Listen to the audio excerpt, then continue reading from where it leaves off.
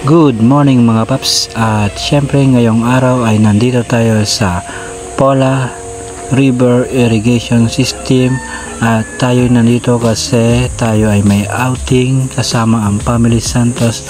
At yan lang mga paps ang view dito sa river, napakaganda. At syempre kaya tayo nandito kasi sobrang init ng panahon. Yan lang mga paps, ride safe at ingat kayong lahat.